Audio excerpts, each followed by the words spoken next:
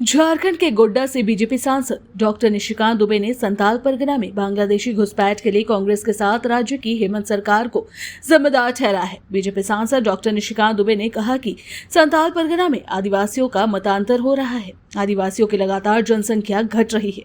उन्होंने कहा कि गुरुवार को गिरिडीह के दौरे के दौरान पार्टी के राष्ट्रीय अध्यक्ष जेपी नड्डा ने भी ये मुद्दा उठाया। संताल परगना के 5 से 6 जिले बांग्लादेशी घुसपैठियों के लिए आराम गाह बन गया है और अगर हमारी सरकार बनी तो असम की तरह यहां से भी बांग्लादेशी घुसपैठियों को खदेड़ने का काम शुरू होगा। सेंट्रल गवर्नमेंट ने अपने बॉर्डर को जो है काफ़ी मजबूत किया है। सेंट्रल गवर्नमेंट की जो एजेंसीज है वो लगातार राज्य सरकार के ऊपर प्रेशर क्रिएट कर रही है।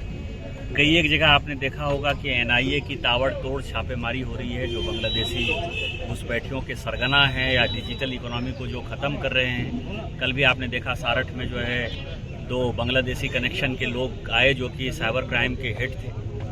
तो सेंट्रल गवर्नमेंट कर रही है, लेकिन राज्य सरकार कांग्रेस के साथ मिलकर जो ग्रेटर पाकिस्तान और ग्रेटर बांग्लादेश बनाने का जो नारा है और जिसके लिए कांग्रेस ने इस देश का बंटवारा कर दिया 1947 में 2 नेशन थ्योरी की जो सिद्धांत है, उसमें ये लोग बांग्लादेशी घुसपैठियों को जो है मदद कर रहे हैं। उसके कारण ये घुसपैठ की घटनाएं ज़्यादा बढ़ रही हैं। अब तो आधार के साथ भी छेड़छाड़ हो रहा है। आप देखेंगे प्रधानमंत्री आवास हो, उज्ज्वला योजना हो या जनधन अकाउंट खोलने की यदि बात हो तो सारे लोग जो है मुखिया और मदरसे इस काम को संचालित कर रहे हैं सरकार के प्रश्रय पर। मुझे लगता है कि जब हमारी सरकार यहाँ आएगी उन सबों को जो है निकाल बाहर करने की एक बड़ी प्रक्रिया जैसे कि आसाम में स्टार्ट हुई वैसे ही झारखंड में स्टार्ट होगी, खासकर संथाल।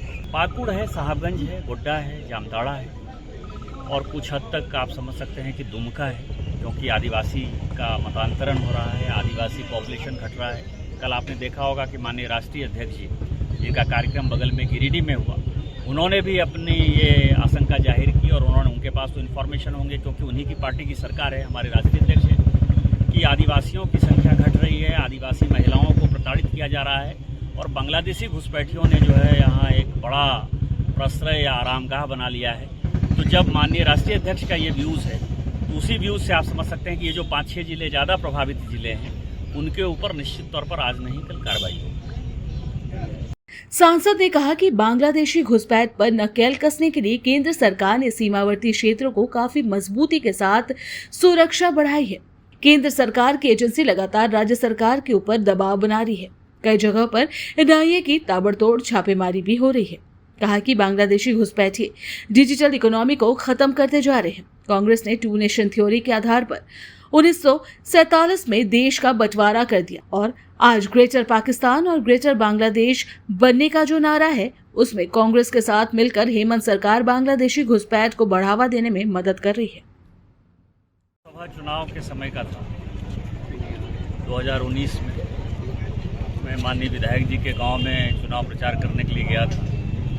एक झूठा आरोप मेरे ऊपर, माननीय विधायक जी के ऊपर और जो उस वक्त के तत्कालीन जिलाध्यक्ष थे दिवाकर गुप्ता जी के ऊपर ये था कि हमने मंदिर में जो है अपनी मीटिंग कर ली, वहाँ भोजन करा दिया।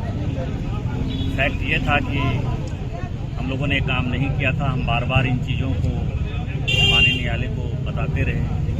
हमारे वकील साहब जो है वो मनोज जी और मुकेश जी लगातार गिरह करते रहे और आज माननीय न्यायालय ने हम तीनों को बरी कर दिया। न्यायपालिका पर हम लोगों को विश्वास है, लेकिन ये जो सरकार है, हेमंत सोरेन की सरकार है, वो छोटे से लेके बड़े केस में जो है भारतीय जनता पार्टी के कार्यकर्ता को प्रताड़ित करते रहती है। लेकिन सत्य हमेशा सत्य होता है, सत्यमेव जयते। हम माननीय न्यायालय के आभारी हैं।